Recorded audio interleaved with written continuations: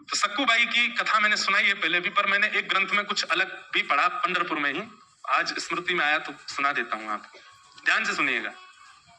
सक्कूबाई, एक वैष्णव कुल में जन्म हुआ सक्कूबाई का।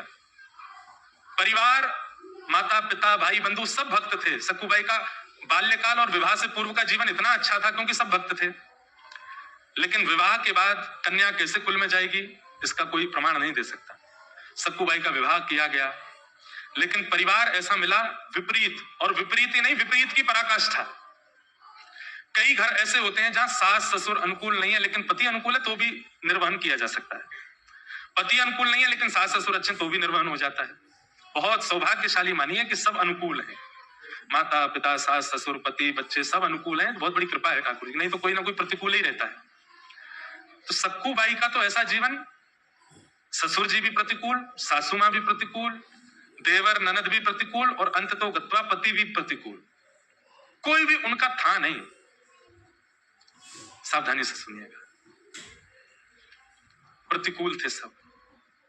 सक्कूबाई घर में आई हैं, ब्याह करके आई, ब्याह करके आते ही पहले दूसरे दिन से ही सास ने डांटना, गाली देना, बुरी तरीके से बात करना, बेवजह बिना किसी अपराध के सक्कूबाई को कष्ट देना प्रारंभ कर दिया। परंतु सक्कूबाई ने विचार किया कि अब ये मेरा परिवार है, अब जैसा भी है मुझे स्वीकार तो करना है। सक्कूबाई निर्वहन कर रही थी वहां पर। एक दिन सक्कूबाई अपने भवन से बाहर जल भरने के लिए सरोवर के पास गई। कभी जय जय राम कृष्ण हरि, जय जय राम कृष्ण हरि, राम कृष्ण हरि कीर्तन करते हुए वारकरी वारी जा रही थी पंढरपुर। वारी समझते हैं, जाती है ना, आषाढ़ी एकादशी पर वारी जाती। मुंबई से भी बहुत वैष्णव, वारकरी वैष्णव जाते हैं। क्या अद्भुत नजारा होता है पंढरपुर के मार्गों का, जगह जगह से वारी आती। एक बात तो माननी पड़ेगी, भारत में सब जगह भक्त हैं पर महाराष्ट्र जैसे नहीं है। महाराष्ट्र अद्भुत है। ऐसे श्री पंडरीनाथ गाते हुए, निमग्न होते हुए जय जय राम कृष्ण हरि का उद्घोष गरज करते हुए वारकरी जा रहे थे पंढरपुर। और बंधुओं, जब अत्यंत वैष्णव व्यक्ति नाम धुन सुन लेता है ना, तो वो रोक नहीं पाता स्वयं को। जैसे व्यसनी व्यक्ति को व्यसन की वस्तु दिख जाए तो उसकी जीभ में पानी आता, वो भागता है उस व्यसन वस्तु की ओर। ऐसे ही भक्त जो होते हैं नाम सुनने के व्यसनी होते हैं। सक्कूबाई तो स्वयं को रोक नहीं पाई, उठ करके नृत्य करना चाहती थी, लेकिन अड़ोस पड़ोस की माताएं भी थी साथ में, तो रुक गई, बस देखती रही। नेत्रों से अश्रु गिर रहे हैं, मुख पर प्रसन्नता है, मनी मन नृत्य कर रही है, कुछ नहीं कर सकती।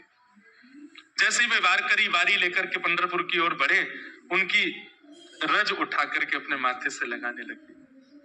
आपको प्रणाम करती हूँ, वंदन करती हूँ कि आप लोग पंढरपुर जा रहे हैं, कितने भाग्यशाली हैं आप लोग, मैं तो नहीं जा सकती, मेरे ऊपर तो कृपा नहीं। और इतनी ज्यादा भावुक हो गई कि रोने लगी सक्कूबाई।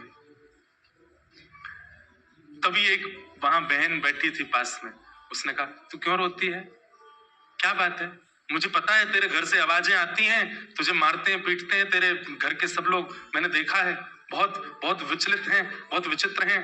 सब लोग इधर देखो, ध्यान से सुनो, क्या बात है। बोले कुछ नहीं, बस पंढरपुर जाने का मन हो रहा है, पंडरीनाथ विठोबा को देखने का मन हो रहा है। इन सबको देख के इनकी भाग्य की सराहना कर रही हूँ कि कितने भाग्यशाली, जाएंगे पंढरपुर में दर्शन करेंगे, कीर्तन करेंगे, गरज करेंगे, प्रसाद पाएंगे, मैं कहां यहीं पिटती रहूंगी घर में, कुछ नहीं कर सकती।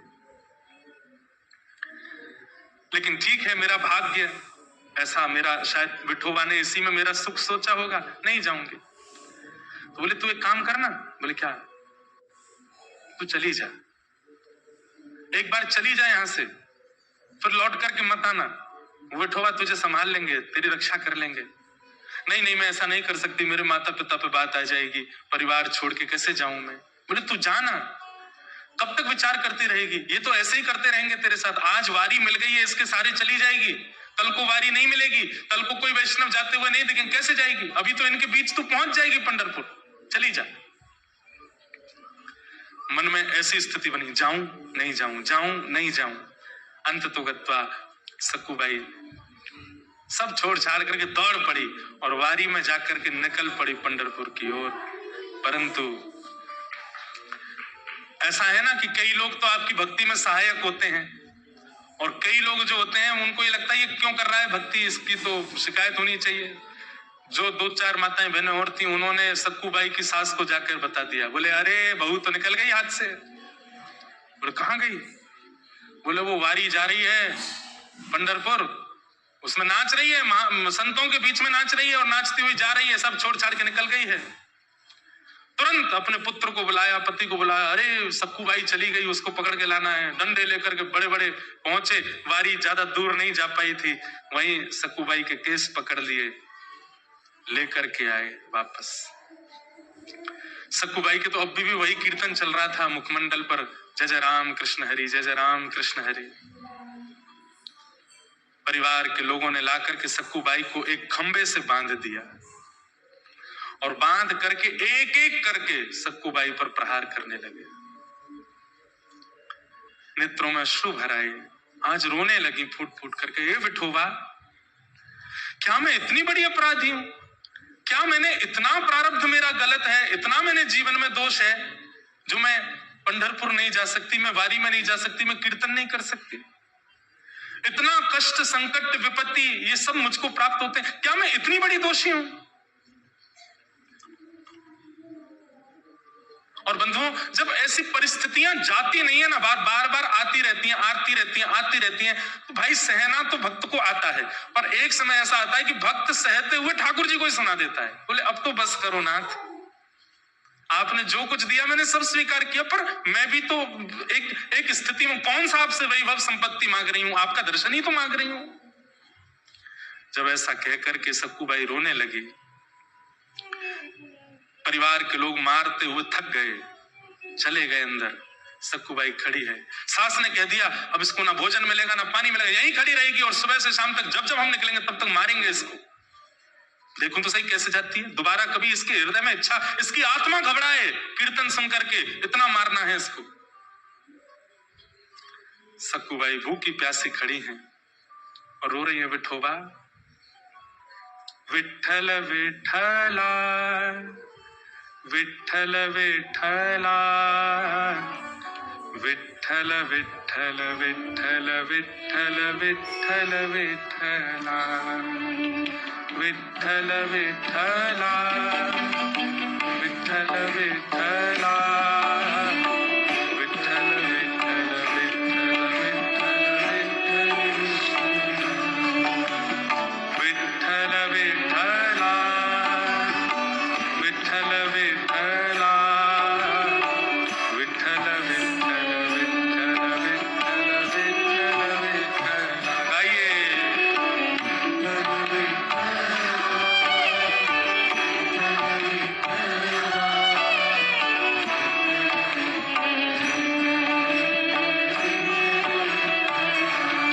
सक्कू बाई गा रही है और इतने में ही एक गांव की ही, जो जैसे नवारी साड़ी पहनते हैं ना यहाँ महाराष्ट्र में, लांग लगा करके माताएं ऐसे तैयार होती हैं, गजरा वजरा पहन करके, बिल्कुल ऐसी नवारी साड़ी पहन करके सांवली सी एक सखी, स्वयं पंडरीनाथ भगवान एक सखी बन करके आए और आकर के सक्कू बाई के पास खड़े हो गए, नेत्र बंद करके अश्रु प्रवाह करती हुई गा रही है। तभी आकर के जैसे ही पंडरीनाथ भगवान ने स्पर्श किया, एक सखी के रूप में आए थे, नेत्र खुले, नेत्र खोल करके देखा, अरे तू क्यों रोती है, क्या बात है? पंढरपुर जाना है, पंडरीनाथ को देखना है, बस वही इच्छा। तुरंत रस्सी खोलने लगे ठाकुर जी, बोले मत करो, मेरी सास बहुत मारेगी। बोले तू चिंता मत कर, सुन, यहां से पंढरपुर जाने में 1 रात का समय लगेगा, तू चली जा, जाकर के दर्शन कर और दर्शन करके कल रात्रि तक वापस आ जाना, तब तक मैं तेरी जगह खड़ी हो जाती हूँ, तू मुझे बांध जा यहाँ पर, मैं यहाँ खड़ी रहूंगी।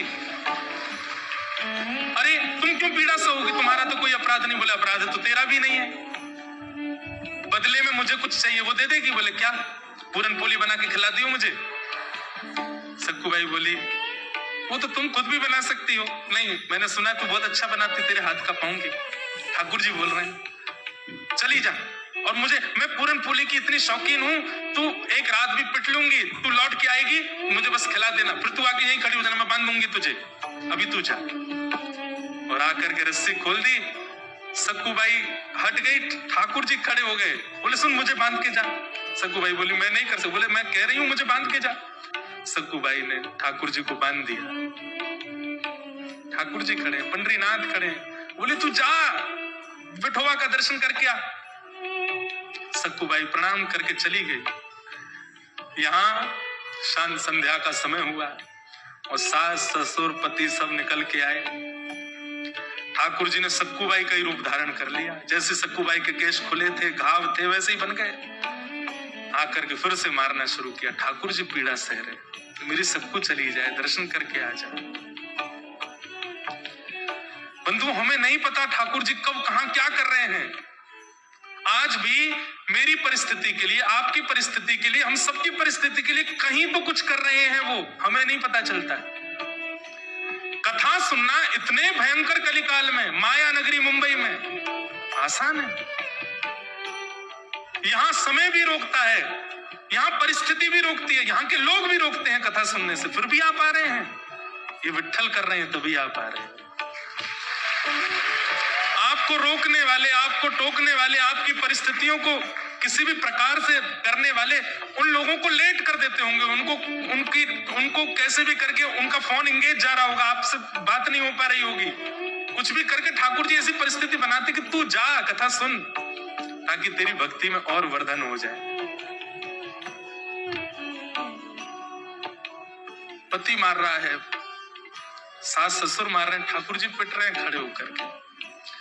बोले मेरे भक्त को जो कष्ट मिला वो मैं भी तो सहूं। अनुब्रजाम में हम नित्यम पूये ये तन्य रेणु भी। ठाकुर जी कहते हैं मैं नित्य अपने भक्तों के पीछे पीछे घूमता हूं। मेरे भक्त का कोई अपराध करता है तो वो इस बात को निश्चित रखे वो अपराध मेरा भी हो रहा है। मेरे भक्त के मुख पर तुम गाली दे रहे हो तो मेरे सामने खड़े होकर के गाली देने में तुमको जैसा लगेगा वैसा ही हो रहा है, तुम मुझे ही गालियां दे रहे हो। सक्कू बाई तो पहुंच गई पंढरपुर, यहाँ ठाकुर जी पीड़ा सह रहे हैं। सुबह का समय हुआ, रात निकल गई, ठाकुर जी खड़े रहे भूखे प्यासे। पति आता था रोज रस्सी देखने के लिए, ढीली तो नहीं हो गई।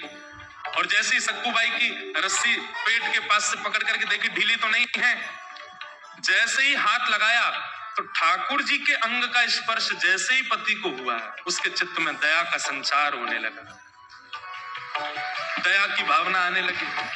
बंधुओं, जब कभी भी इस संसार में दुनिया निर्दयी हो गई हो लेकिन आपके चित्त में तब भी दया आई हो तो ये बात याद रखना, ठाकुर जी ने छुआ है आपको, इसीलिए दया आ रही है, इसीलिए प्रेम आ रहा है।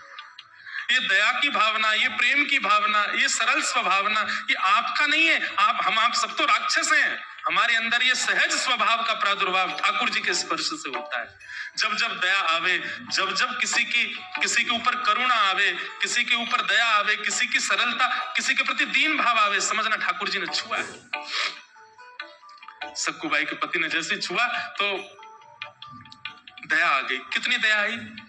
भूखी है, 2 दिन से कुछ खाया नहीं तूने, चल अभी माँ पिता को आने में देर है, तब तक मैं रस्सी खोल देता हूं, कुछ खा ले, खुद बना के खा ले। रस्सी खोल दी, और सुन मेरे लिए भी बना देना। थोड़ी दया ही आई है, ज्यादा थोड़ी आई है, थोड़ी सी दया आई है।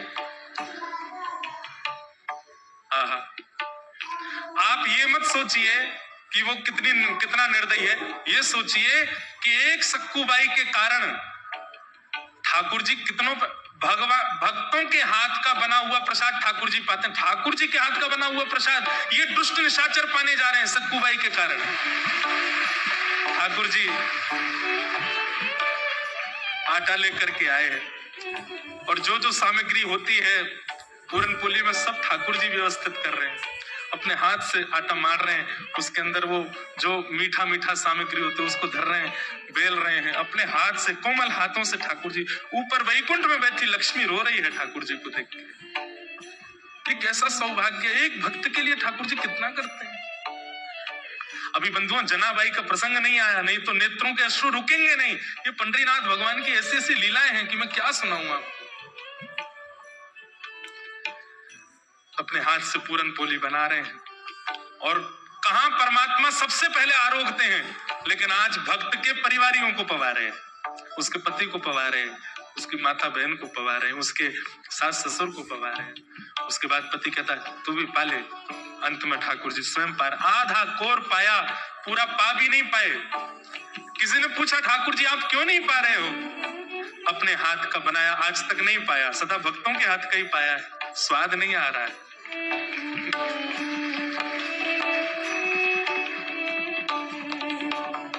ओ पालनहारे निर्गुण और न्यारे, तुमरे बिन हमरा कौन।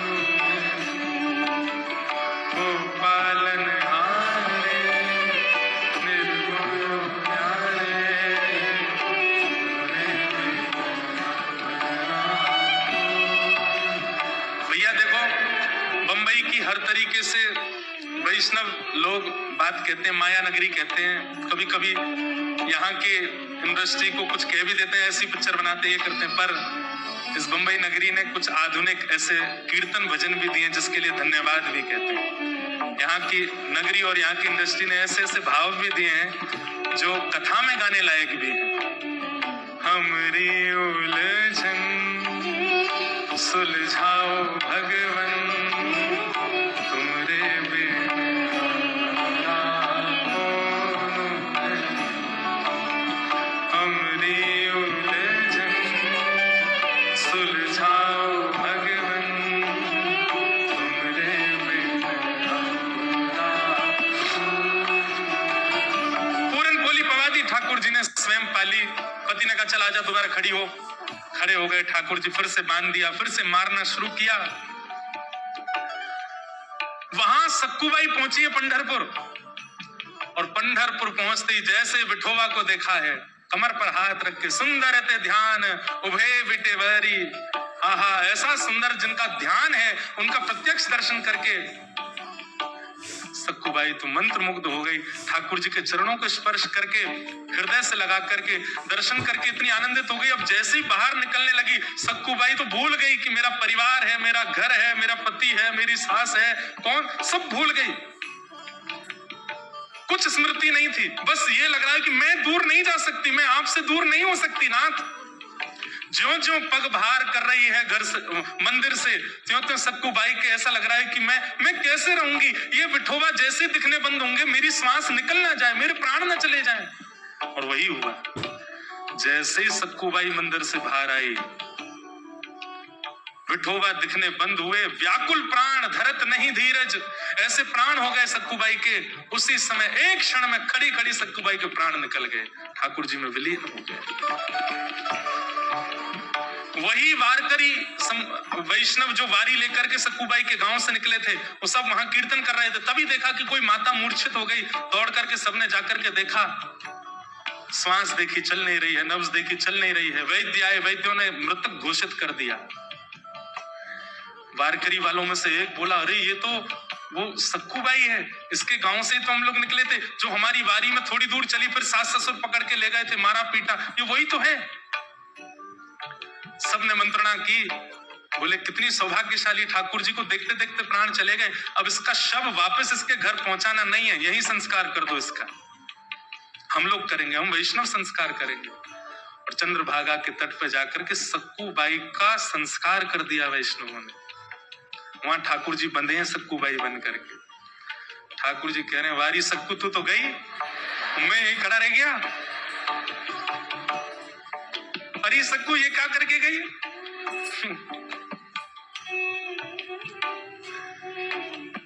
तब रुक्मणी जी को चिंता हुई कि सक्कू तो वैकुंठ पहुंच गई, ठाकुर जी में सक्कू बने खड़े हैं।